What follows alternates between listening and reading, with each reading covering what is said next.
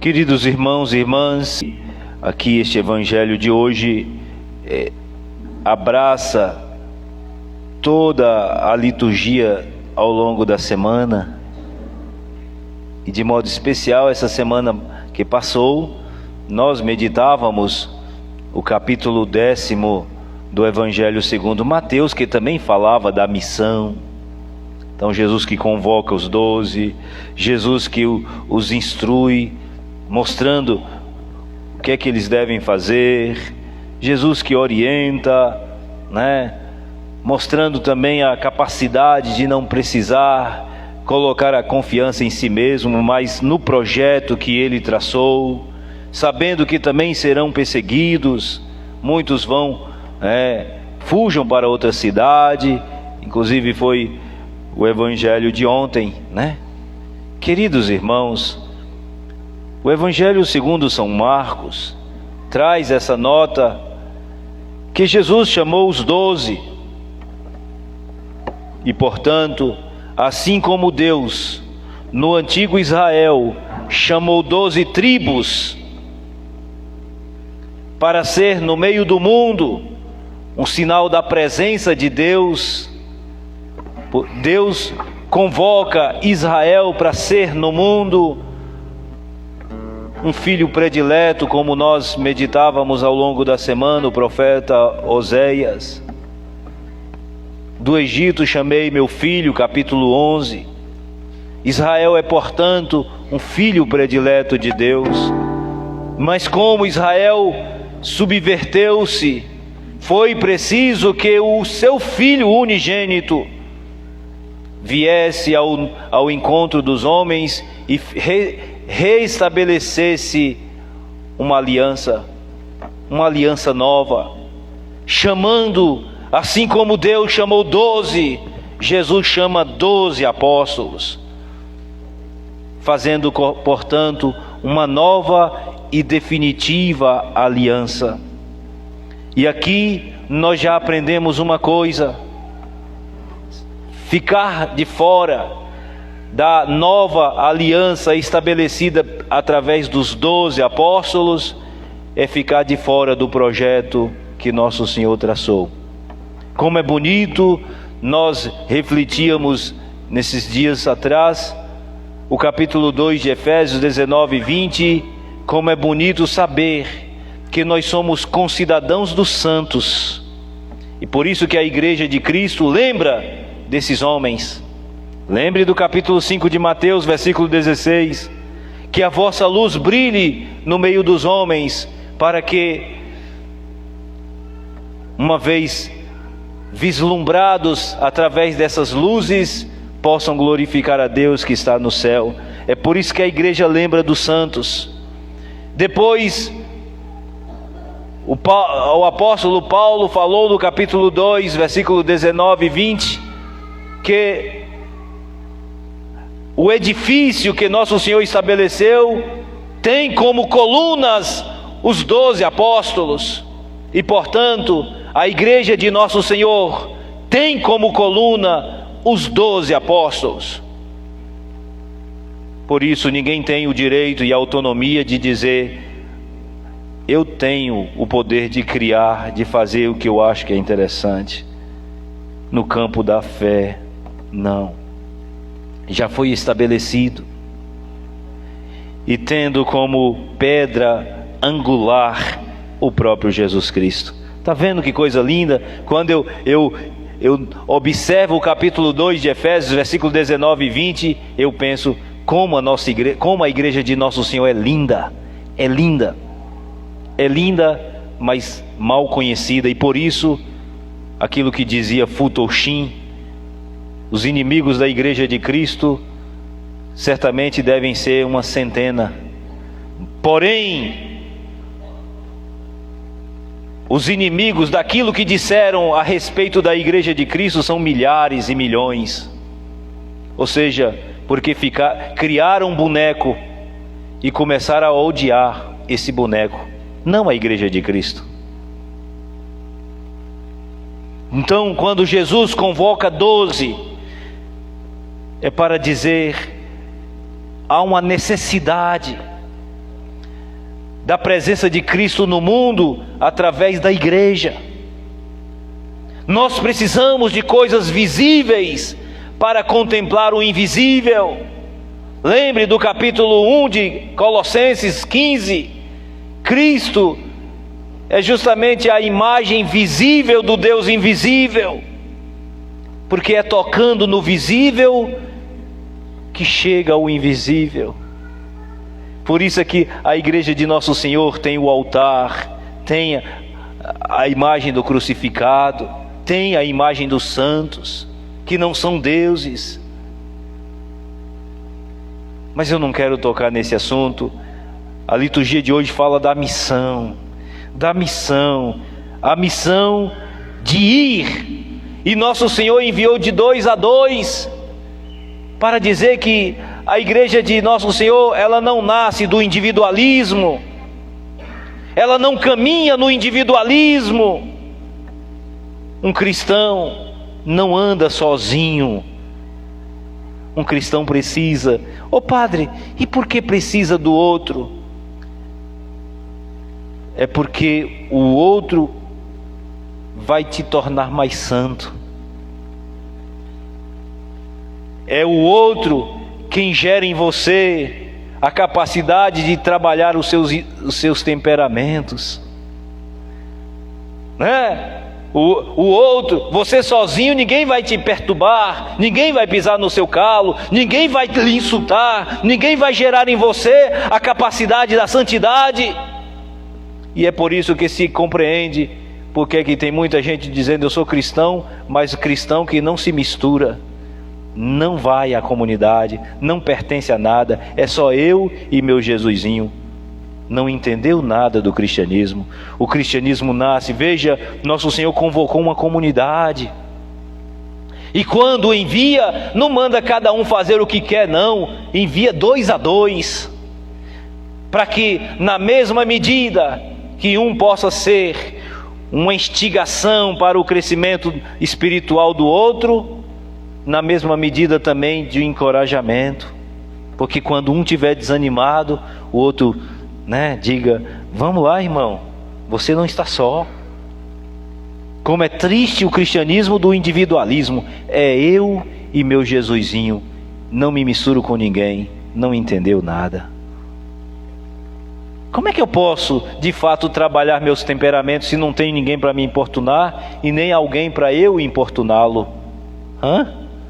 Como é que eu posso treinar se não tem alguém do meu lado para que eu possa treinar o meu instinto? É muito fácil ser cristão assim, não incomoda e nem é incomodado. Mas o dinamismo aqui não é esse, queridos. Lembrem do que Nosso Senhor disse: amai-vos uns aos outros. Amai, Qual é o maior do mandamento, Senhor? Amar a Deus sobre todas as coisas e o próximo como a ti mesmo. Se você não tem um próximo, como é que você vai amar? Me diga. O próximo é você mesmo, então pronto. Você é a medida do amor. Querida comunidade, aqui nós estamos vendo já 2 ensinamentos belíssimos do Evangelho. A convocação dos 12, a igreja de Nosso Senhor, também o envio de 2 a 2 para o testemunho. Depois Nosso Senhor deu o poder para expulsar os espíritos impuros. Oh, queridos, o que significa dizer tem o poder sobre os espíritos impuros? Oh, queridos, quando eu vejo um cristão que tem medo de bater de frente com Satanás, é um cristão meia boca, é um cristão covarde, é um cristão que ainda crê que o seu Deus é menor do que o inimigo. Não tem que ter medo. Agora, uma coisa é certo, também não o provoque, não seja aliado dele, porque aí você quebra a cara. Dizia um professor meu lá no seminário de Maceió: o diabo é como um pitbull amarrado. ele ladra, ele tem a cara feia, ele causa espanto, mas se você não se aproximar dele, ele não vai lhe morder. Agora, se você fizer conchavo com ele, aí é outra história. Então veja, nosso Senhor deu o poder sobre os espíritos impuros. E quais são os espíritos impuros, Padre? A gente pode trazer para o campo da prática: a luxúria, a vaidade, a soberba, o orgulho, a vaidade, a prepotência, a autossuficiência. Quantas pessoas são escravas, do seu eu? Lembrem-se que nosso Senhor deu o poder para você superar isso. Você tem, pela graça do Divino Espírito. Lembre daquilo que nós dizíamos na segunda leitura de domingo passado, quando São Paulo dizia: eu apelei a nosso Senhor 3 vezes para tirar de mim o espinho de Satanás, e ele não tirou. O que foi que Deus falou para Paulo? Em Jesus Cristo, basta-te a minha graça.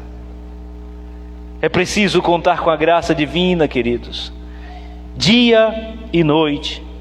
Recomendou também que não levassem nada para o caminho a não ser um cajado. É interessante que no capítulo 10 de Mateus, versículo 10, a gente vê o contrário. O evangelista coloca lá que Jesus falou: não leveis nem cajado. Mas no evangelho de hoje, a gente vê: leva o cajado. Qual é a perspectiva dos dois evangelistas serem contraditórios na fala de Jesus? É porque o evangelista Mateus, querido, lembrem-se das bem-aventuranças. O capítulo 5, versículo 9 diz: bem-aventurados os que promovem a paz. Na perspectiva de Mateus, não levar o cajado significa: não seja alguém que vá armado, porque você que certamente anda pelas ruas, às vezes tem a pretensão de levar um porretinho, porque de repente vem um cachorro, você mas geralmente as pessoas mais de idade, porque às vezes não tem muita força, então coloca a sua confiança no porrete. Se vier, eu caceto. Então por isso que o evangelista Mateus coloca nessa perspectiva não levar cajado. E o evangelista Marcos, por que coloca levar o cajado? Naquela perspectiva do Antigo Testamento. Lembre do capítulo 7 do livro do Êxodo, quando o cajado de Arão transformou-se numa serpente e devorou a serpente dos magos. Lembrem-se do capítulo 17, quando o cajado deu uma marretada na pedra, na rocha, e saiu água. Lembrem-se que foi o mesmo cajado que abriu o mar vermelho, para dizer, quando nosso Senhor diz: levem um cajado, é para dizer: leve o poder de Deus consigo, para que vocês possam, onde tocar, toque a presença divina. Queridos irmãos, não levem pão, nem sacola, nem dinheiro na cintura, porque essas coisas dão, uma perspectiva de muita confiança. Às vezes alguém: vamos fazer uma missão, e sobretudo com a juventude, vamos fazer uma semana de missão. Às vezes corre a tentação de achar que precisa de encher a bolsa de roupas, de maquiagem, de coisas, de um monte de apetrechos. A confiança aqui faltou. A confiança aqui é nosso Senhor, queridos. O que não pode faltar é a graça. Sem ela, a gente não vai a lugar algum. Quando o nosso Senhor coloca: não deveis levar pão, nem sacola, nem dinheiro na cintura, é para que você não coloque isso como centro da sua missão. O centro da missão é Cristo. Por isso eu não sou simpático que a gente tenha que fazer uma semana de missão. Às vezes algumas paróquias propõem, né? Semana de missão. Aí vai um grupo e entra numa casa e visita outra e leva a Bíblia e para o povo na rua convidando, etc, etc. Na outra semana ninguém convida ninguém. Penso que a missão, queridos, de um cristão é todo dia, todo momento, toda hora, em todos os lugares. A missão não é um projeto semanal, é um projeto de vida. Ser missionário do reino de Deus é ser o tempo todo, o dia todo, na sua casa, na escola, no trabalho, nas ruas. Porque senão a gente corre o risco de achar que aquela semana de missão já cumpriu a tarefa do cristão. E não é assim, queridos. O missionário, quando ele é batizado, ele assume a vida de Cristo nele. Por isso que a segunda leitura de hoje é linda. Inclusive vale aqui a título de conhecimento, nós estaremos 7 domingos meditando essa carta de São Paulo aos Efésios. E começa nesse dia de hoje com o hino, louvando o Senhor e mostrando qual foi o desejo dele para com os homens. Ele nos destinou, ele nos predestinou a sermos seus filhos no Filho Jesus Cristo. É isso que diz a segunda leitura de hoje. São Paulo, escrevendo à comunidade de Éfeso, mostra que antes da criação da humanidade, Deus já tinha predestinado o homem para ser repreensível a Ele no amor, a partir do seu Filho Jesus Cristo. É por isso que a gente chama Deus de Pai, porque no seu Filho nós nos tornamos filhos dele. Está vendo que coisa linda, queridos?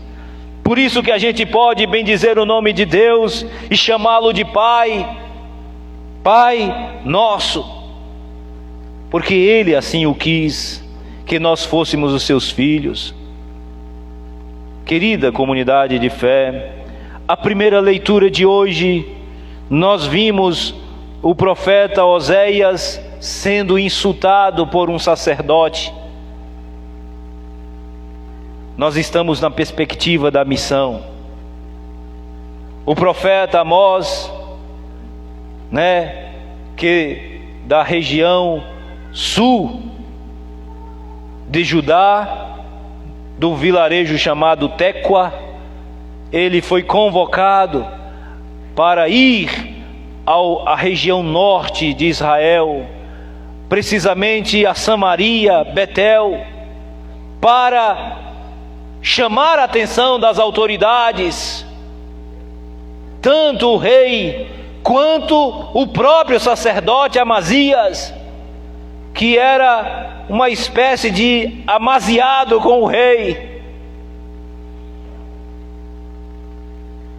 O sacerdote Amazias diz a Amós: vidente, sai daqui, vá ganhar teu pão lá em Judá, porque aqui é onde fica o santuário do rei, é onde fica o palácio real. Ou seja, o sacerdote é um puxa-saco do rei, né? Ou seja, se o rei lhe dá comida, bebida, paga as suas contas, eu tenho que defender esse rei, porque esse vidente, que não é vidente, é um profeta para denunciar a malandragem de Israel, e ele fica receoso de que esse profeta vá atrapalhar a sua malandragem. Está vendo, Neide, como é que é o negócio? Naquele tempo, século VIII antes de Cristo, política e religião faziam seus conchavos. Está vendo? O rei Jeroboão II e o sacerdote Amazias viviam numa simpatia tão grande. Não é que o rei era religioso, não. É porque o rei sabe que se você entra e é um religioso, você pode muito bem manipular o povo. Pronto. E se você tem um sacerdote que levanta a moral do rei, aí pronto, está tudo arrumado. Por isso que o profeta Amós vai para denunciar. E aí, na sequência, vocês vão ver o que é que o profeta Amós diz a esse sacerdote Amazias. Olha, seu sacerdote, a tua esposa vai se tornar uma prostituta, viu? Na rua. Os seus filhos serão assassinados. Querida comunidade de fé, o profeta aqui é alguém que não pode ser atrapalhado. O projeto de Deus não pode ser interrompido. Vocês lembram da primeira leitura de ontem, de domingo passado? Lembram?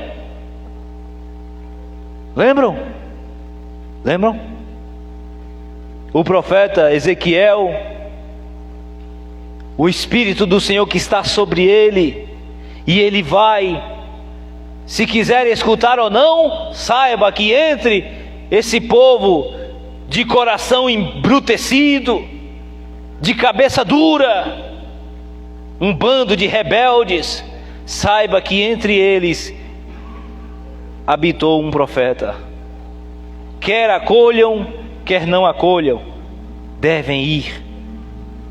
Queridos católicos, uma coisa que eu destaco como nota da missão: não precisa ficar insistindo, não.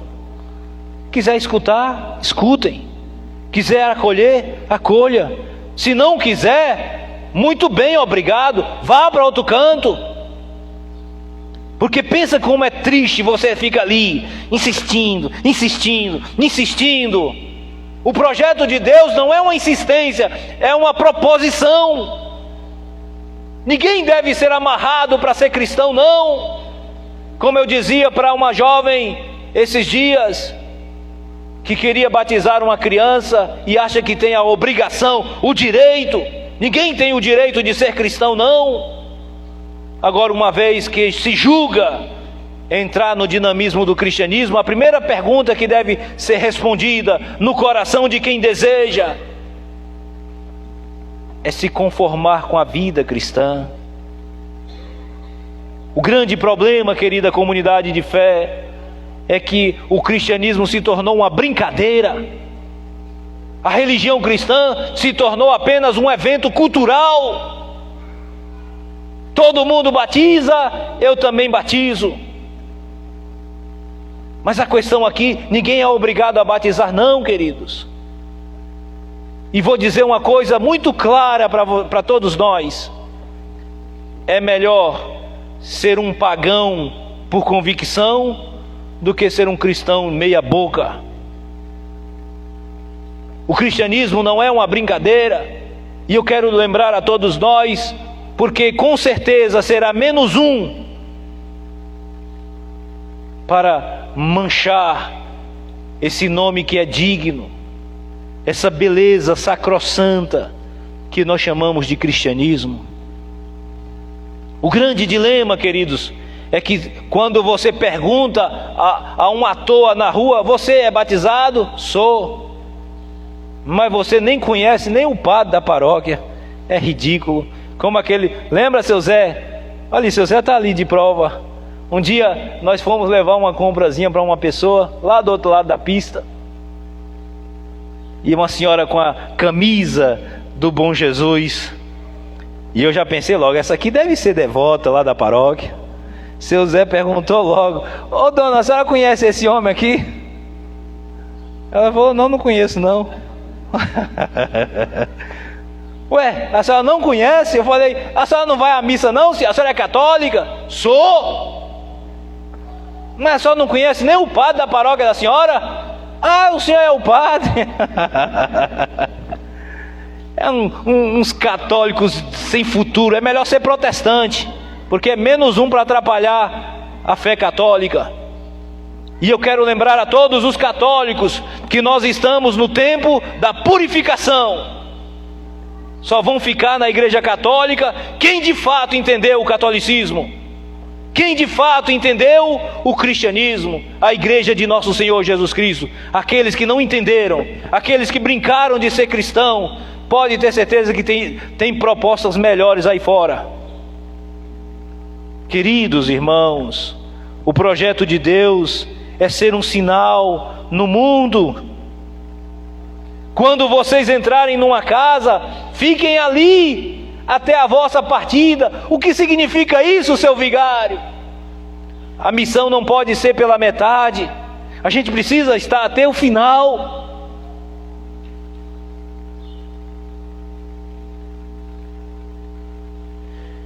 E dizer, queridos, e aqui eu digo para mim também, nós não temos escolhas. Aonde, como diz a canção, aonde mandar eu irei.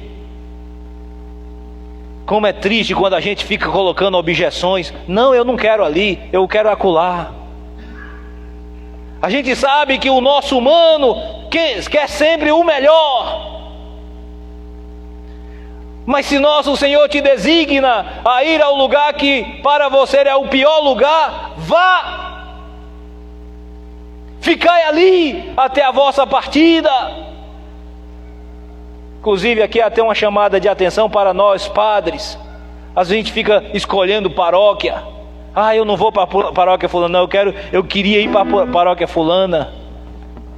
Isso é um mau testemunho para quem de fato foi designado para esta missão.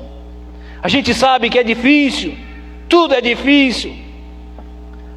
No entanto, queridos irmãos, se nós fomos designados para isso, primeiro que a gente prometeu ao bispo obediência. Então está aqui. Quando você entrar numa casa, fique ali até a vossa partida. Se não te receberem, aí você chacoalha a sandália, vai para outro canto. Pronto. É simples assim. Ou seja, saber que você foi cumprir seu papel. Se quer te acolher ou não, aí é outra conversa. Mas você não pode ser omisso a esse projeto tão bonito que é a evangelização.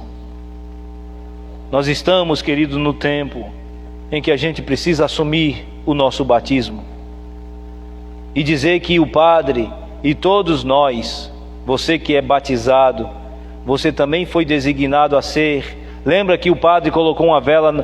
Padre, eu não lembro, eu era tão pequeno. Mas seu pai lembra, sua mãe lembra, seus padrinhos lembram que um dia o padre colocou uma vela na sua mão e diz: receba a luz de Cristo. Essa luz aqui, queridos, não é uma brincadeira não, é para que você vá iluminando, a luz de Cristo iluminando os lugares por onde você vai passar. Leve essa luz de nosso Senhor lá na sua casa, lá na sua família, lá na escola onde você trabalha, lá onde você reside, ou seja, em todos os lugares. Não deixe a chama do amor de Deus apagar, porque o mundo precisa muito dessa iluminação.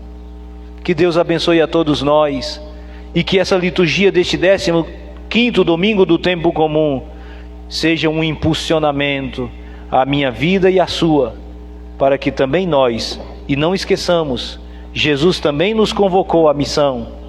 Nós somos filhos de Deus, e por isso ser filho de Deus significa mostrar ao mundo a sua santidade.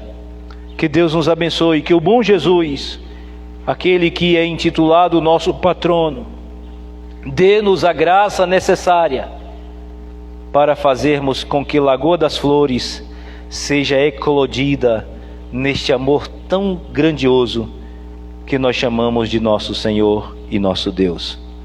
Amém.